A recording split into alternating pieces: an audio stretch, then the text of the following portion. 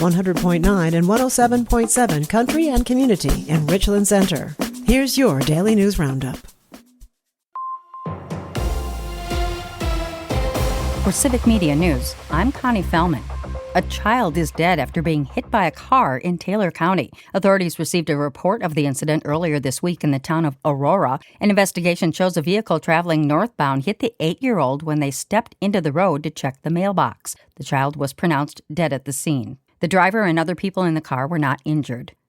Green Bay's longest-serving mayor is taking another run at it. In a news conference earlier this week, former Mayor Jim Schmidt announced plans to run in the April 2027 election. Schmidt previously served as Green Bay mayor from 2003 to 2019. Schmidt says he plans to fight homelessness in the city, make home ownership easier, cut red tape for development, and improve education. Current Green Bay Mayor Eric Genrich says he hasn't yet decided if he will seek a third term.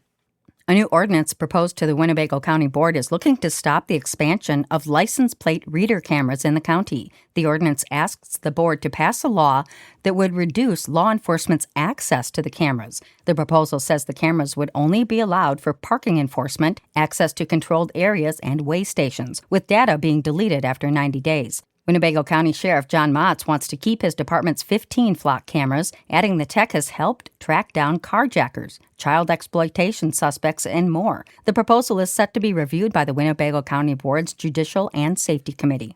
The Appleton Common Council has voted to allow a rally for women's rights to proceed next week. The decision comes after the organizers missed the deadline to apply for a permit. The event is hosted by Appleton Area Now, a group focused on women's rights and eliminating discrimination. Several city departments had already signed off on the event, with council members voting to grant a waiver and allow it to move forward. It's set to take place at Houdini Plaza next Wednesday at 4:30 in the afternoon. The National Weather Service confirms a tornado touched down near Milwaukee earlier this week. The EF0 tornado's path was about a half-mile long, and peak winds reached 80 miles an hour. Strong, straight-line winds did cause much of the damage across the region during Tuesday's severe weather outbreak. A large tree fell onto a pizza place on Milwaukee's west side, forcing the business to close until further notice. Power outages continued for a couple of days, mostly in Milwaukee and Waukesha counties.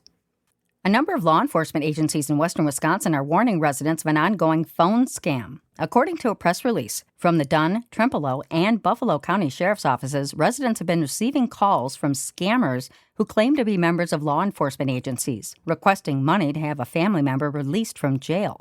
Law enforcement authorities are advising residents not to provide any personal information and hang up if they receive a call like that. Then, contact the agency directly to verify the claims. The Green Bay Common Council has approved a $750,000 grant match for the shipyard redevelopment project. It comes after the EPA awarded the city an extra $2.15 million in grant funding for the project. The total received is now at more than $7 million. The project aims to turn the vacated brownfield into a destination of recreation and tourism, including a floating dock, fishing pier, a lawn for concerts, dog park, a playground, a splash pad, and a commercial plaza. The next phase of the project is scheduled to be completed by 2027.